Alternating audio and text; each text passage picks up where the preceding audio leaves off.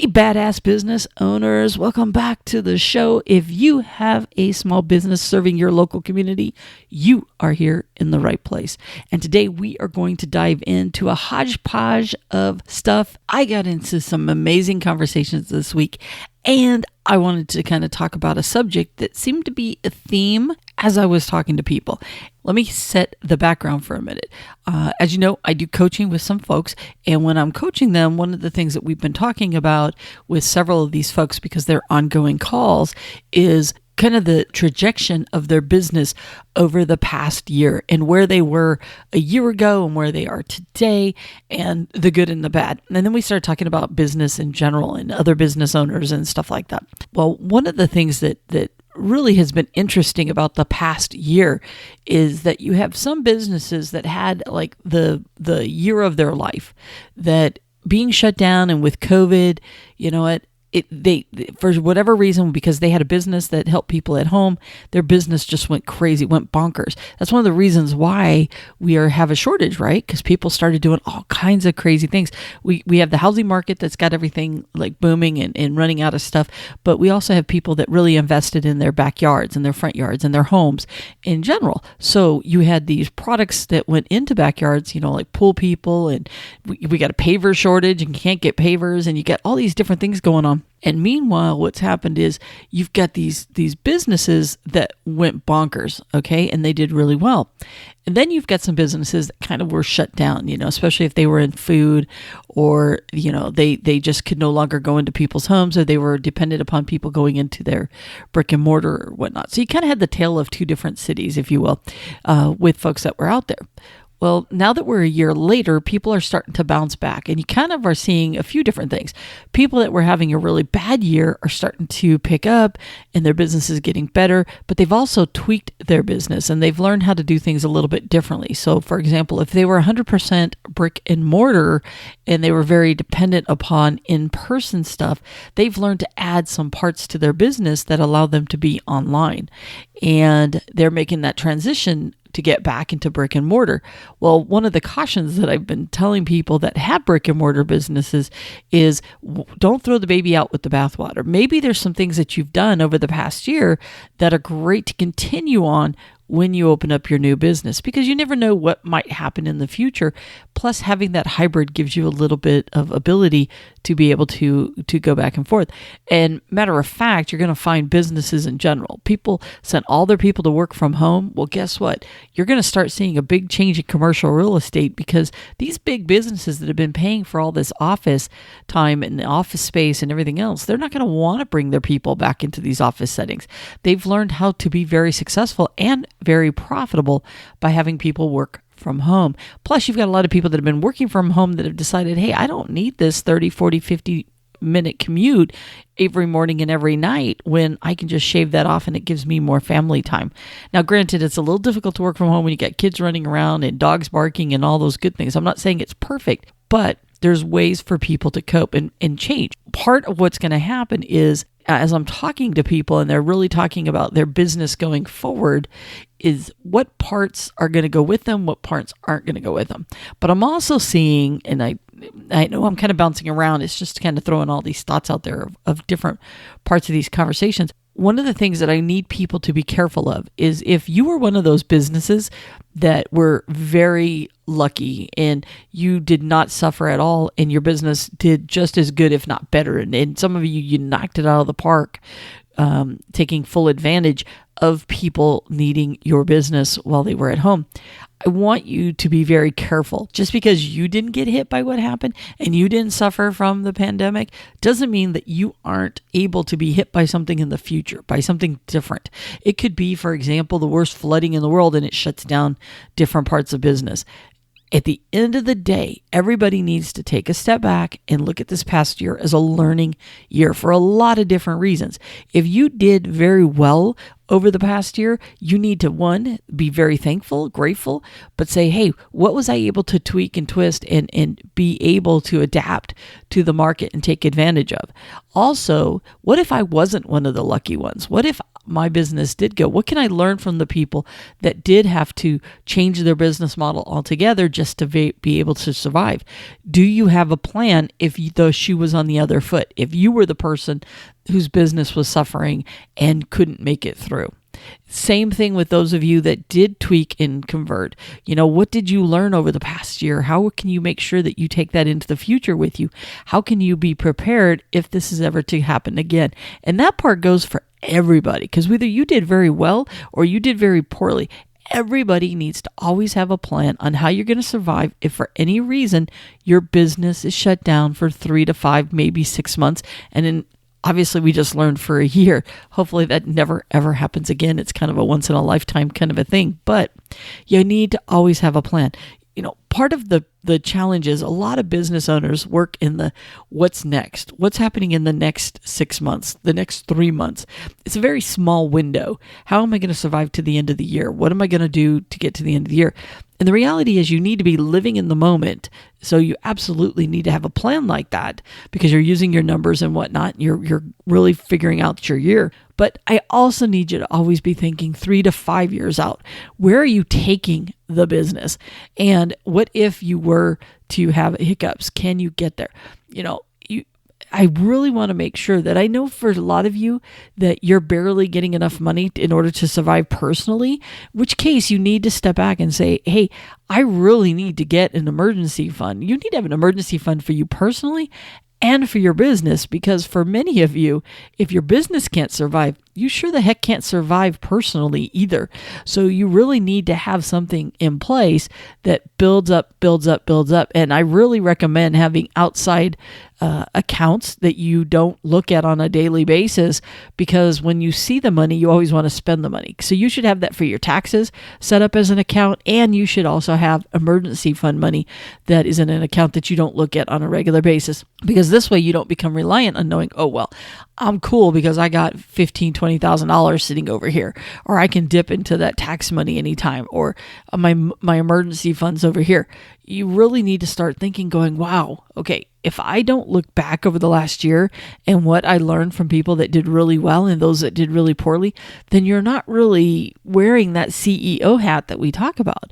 Remember, you own a business. You did not do this to create a job for yourself. And if you just keep going day to day to day and just worrying about the next job and the next job, that's survival mode. And survival mode, you can't do that forever. It's non-sustainable, because if there is a hiccup or if there is a problem, you're the most susceptible to ending your business and your business coming to an end. You've got to think bigger. You've got to do that 30,000 feet view that you hear people talk about. And that just means pulling yourself out of the day-to-day, out of the weeds, and really just look at the business as a whole. I want you to make sure that you are spending quality time doing this every single week and asking yourself, not only where is my business going, but financially, where is my business going? And when you make decisions, that you look at all of that information as well. So for example, if you're going to make a big purchase or invest in something really big, or, for example, we've got people that are going from their business blew up from home. So now they want to expand and they want to get a new brick and mortar, or they might want to rent out space to store stuff because their business got so big they need a place to store their equipment and their tools, whatever the case may be. You always need to bring it back to, does this fit my model 3 to 5 years from now? And also, how am I going to pay for it? Because once you commit to something like that, to renting space out, whether it's for a brick and mortar store or for storage or for whatever, you have to ask yourself, if the wheels fell off tomorrow, if for whatever reason something else shut things down, how would I have the funds to be able to pay for that? Because you're gonna still have that debt, that thing you owe, whether it's for rent. Let's just say you had to take a loan out for whatever it is that you want to do. How are you going to pay that monthly payment if your business takes a setback of any kind? Even more reason why you need to have reserves before you do something like that. And really what I'm trying to do, and hopefully this is making sense, is I really want everybody to take a step back and really look at this past year and ask yourself, what can your business learn from it? What can your business learn from your fellow businesses? Because like I said, if you're wearing this halo thinking, oh my God, my business did great. Everything was awesome. I didn't make a single mistake. I made more money than I ever did. Well, guess what? You're the most vulnerable because you are not looking at the reality that other people had to go through. And that could have been you, but for the grace of God, as they say, you need to really make sure that you are prepared that if next time it is you. And for those of you that had to pivot, ask yourself, if my business was to take off like theirs took off, would I be ready for that? You're resilient now because you were able to tweak your business to fit where you're going now, but and all the pain that you had. But what if your business did take off? Are you ready for that? Because some of those people weren't ready for it. There were people whose business took off and they were not ready for it. They didn't have the people in place. They didn't have the resources in place, but they just know they were making more money than they could handle, and they were chasing every single job because they were so busy. And now they wake up and it's kind of like leveling off. And what's interesting to watch, and this is going to be very interesting to watch for the back half of the year, there are people that rode that high of being busier than they've ever been over the past year. And guess what? It's slowing down. It's slowing down because that pent-up need is no longer there. And what they did is they thought they were just running the greatest business in the world. And the reality is people were stuck at home and they needed their business. Well, now that we're opening things up and people are getting out and people are going outside again and their kids are going back to school and all these different things, your business may not be as wonderful and great and off the charts as it once was because the need of your customer changed. Their demands changed. All right. And then some of you that have been on the back burner waiting, your business is going to take off because people can now use your business or they want to get back into your business. Can you see how everybody's in a little different spot? Everybody's been in a little different spot over the past year. It's been unlike any other. So there are people that have been on extreme highs that are about to experience some slowdowns and maybe even some crashes. And then there's been people that have been held back, waiting and just barely hanging on who are going to take off again. And you really have to step back and say, hey, am I financially ready for this? Am I emotionally ready for this? Do I have what it takes? Do I have a plan in place because of what if? My biggest thing, folks, is wherever you are, whatever happened to you in this past year in your business, I want you to take a step back and I want you to make sure that you're making the right decisions. Well, let me step back. I want you to make sure that you have your finances in place and that you have a plan to build up that emergency fund. I want to make sure that you don't go do something crazy and stupid with your money, not realizing that we don't know what the next year has to bring us. Because just because you've been taking off and you've been doing great, that doesn't mean your business is going to sustain that. Now, if you're able to sustain that craziness and that heavy business, once everybody, the hounds are released and everybody's back and we're getting back to that semi-normal, then great. Then you can make that decision because you know it wasn't a blip in your business. But if you experience tremendous highs, you don't know yet. You may be feeling that slowdown. Listen to your gut. Listen to your spidey sense.